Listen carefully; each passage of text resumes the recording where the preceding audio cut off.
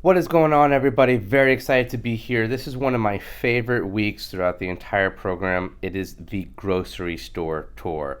I really like going through the aisles with clients, really getting the education that they need, and also making some changes from some of the common items that they've been getting over the years into some newer, healthier items.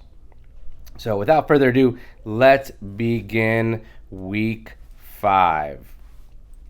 So, one of the first things I like doing when I get to the grocery store is there's a bunch of produce, right? First, when you walk in, or maybe in your store, it's kind of towards the back, but it's definitely a section that's, um, excuse me, it's definitely an area that's sectioned out. So, what I like to do a little like kind of like fun activity with my clients and say that I'll give you $1 for any of the local items that you can find in the produce section. Now, for most of us, we live in pretty highly populated areas or areas that produce can be grown pretty easily. We're here in Florida, but I have a lot of clients, whether it's in California, Michigan, New York, places all over that can very well grow their own produce. And in our stores, unless you're going to like a farmer's market or something like that, and I got to tell you, even with those farmer's markets, you got to be careful. I was at a farmer's market a couple of weeks ago, and they had some great tomatoes. I said, "Oh wow, like where are you guys growing these?" And he said, "California." And I was blown away by what are you doing at a local farmer's market, with tomatoes from California? Shouldn't be allowed. But at any rate, for most of us, we live in an area that can easily grow produce. And if you look at the items in your local grocery store, they are not locally grown. So again, back to my fun little game I like to play is I will give you $1, so to speak, for every local item that you can find in your grocery store. And the whole purpose of this is to go looking for where some of these items are currently from. They're from all over. So a lot of our produce here in Florida is from California, Guatemala, Peru, Mexico. It's all over. And the challenge with this is that once you pick out an item from the ground or from wherever it's being grown, it starts to die. That's the first problem we have, or the first challenge with something that's far away. The second is that it is taking a long time to get here. So not only is it dying, but it's been dying for now 10, 14 days before it gets into our supermarket and then into our pantry or refrigerator. So, the ultimate is to have something locally sourced, and so it's full of life, full of the nutrients, so that your body can benefit from that. So next time you're in the grocery store, take a look around, see where some of the things are from. I'll tell you, even some of the big chains, don't have locally sourced items. So keep an eye out for that.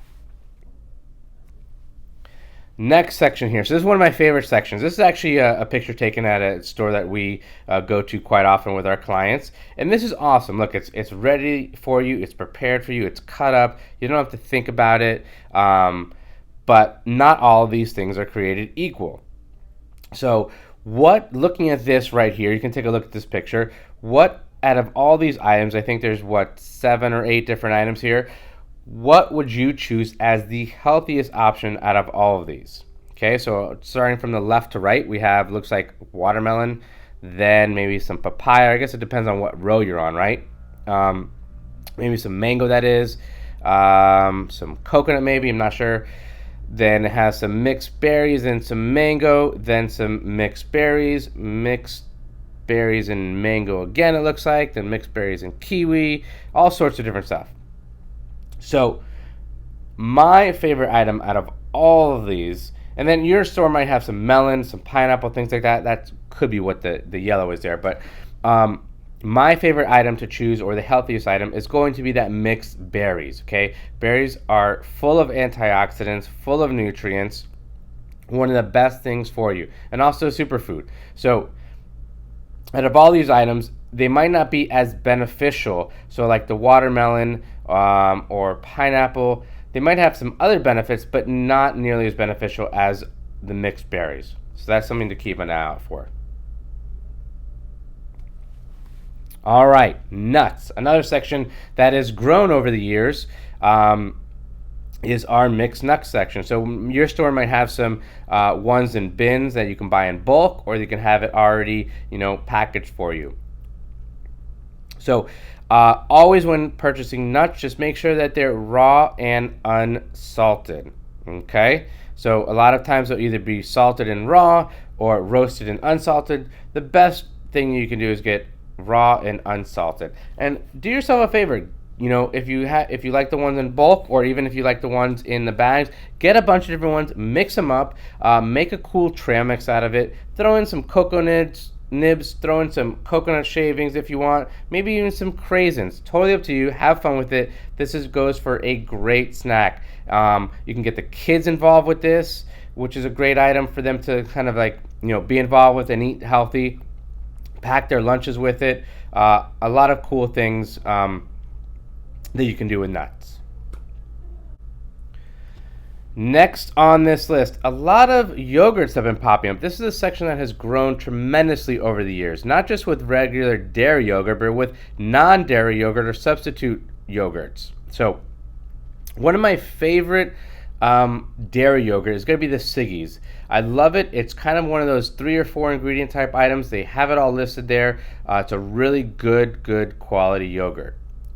If you're going with some of these other things, I'm a fan of some of the coconut yogurt. Yes, it does take an acquired taste, but it is non-dairy. So if you have any dairy aversions or dairy allergies, this is the way to go. And again, there's a lot of companies out here that are now coming out with non-dairy or substitute yogurts. So kind of choose which ones you like best. Try a couple different ones. Be mindful, though, that all these yogurts, whether it's dairy or non-dairy, carry about the same amount of sugar, and anywhere between 12 and 15 grams of sugar for most of these yogurts. So keep that in mind. While we're on this subject, eggs, another item that has expanded over the year. We get some locally sourced eggs here. You can find them in the grocery store, but kind of take a look and see where they're coming from. There's a company that's local to Florida, so I like those best because they're coming here the quickest. But eggs is another department that has really grown and got better quality over the years. Ooh, this is always a fun one. So not all soy sauces or tamaris are created equal. Okay, so I've listed 3 here, but there's actually 4 that I like going through in the stores with my clients.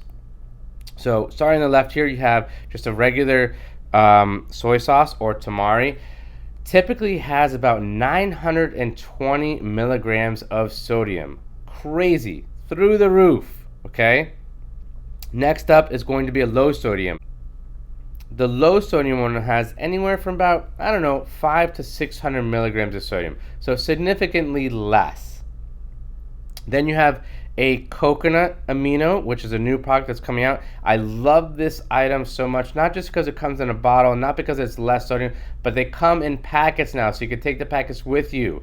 Or you get the bottle, and if you're doing some stir fries at home, things like that, use this. Tastes just like soy sauce, much better, and about, I want to say 50 to 100 milligrams of sodium in this. And then one that I don't have listed on here is aminos. So amino acids has about the same amount of sodium. I like this flavor of the coconut aminos a little better. So next time you're at the store, pick those up, try those out.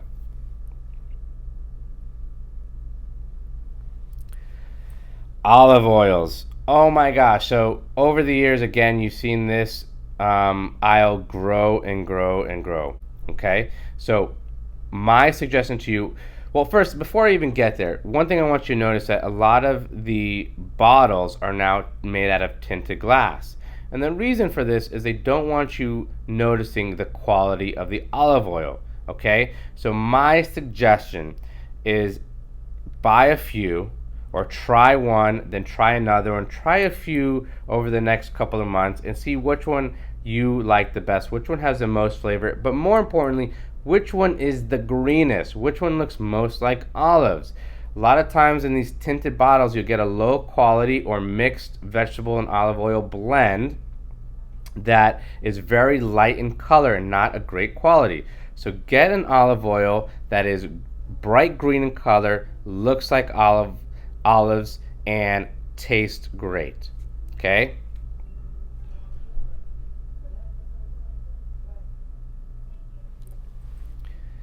Seafoods.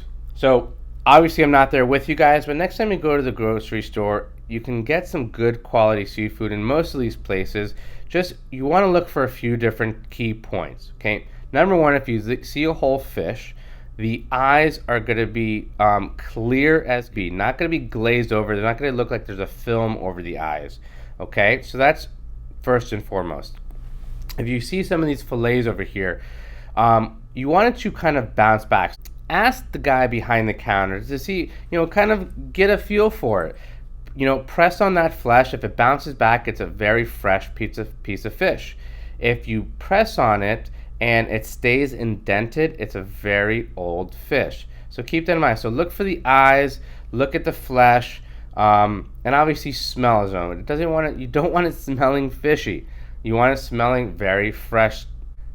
Shellfish, another thing. Most shellfish actually comes in frozen. So when you're purchasing things like shrimp or scallops, they typically come in frozen. So nothing wrong with that. I'm actually a huge fan of shellfish. Very high in protein, very low in fat. I eat a lot of shellfish myself.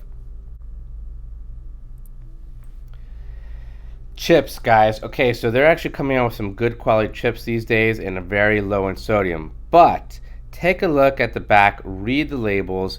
Some of them can have as high as 200 milligrams of sodium per serving, and some of them can have as low as 5 milligrams of sodium per serving. So huge differences in some of these chips. Obviously, if you're getting some chips, make sure they're gluten-free. I love these vegetable chips. There's a sweet version of this that has almost no sodium and very low in sugar. Grab a few of these bags, read the labels, and see which ones are the healthiest. Last thing we're going to discuss today are gluten-free pastas.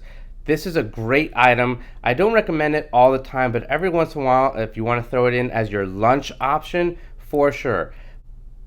Most of them have a ton of protein, and you can even get ones that are lentil-based or chickpea-based, or again, vegetable-based that have a lot of benefits to it. So grab a few of these. They're a great go-to. You can make some pasta salads out of it with mixed vegetables.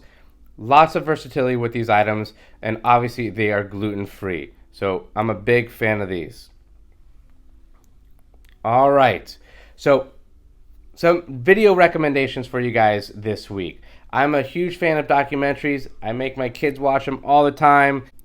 Here are a few films to watch with the whole family. Fun films. My first one here is Food Inc. That one's a little more intense, a little more about how the food industry has changed over the years. So that one you might want to watch by yourself. If you have kids and want to watch a fun film, That Sugar Film, I believe that one's on Amazon Prime. Awesome film about how a guy intakes sugar and how it's affecting his body. And the newest one on the market you guys might have heard of is Game Changer. I love this film because it's very down to earth. It's about an athlete who kind of switches his dietary habits to aid in his recovery. Love it. Very, very awesome film. It's one of the newest ones out there. So have a great week, you guys.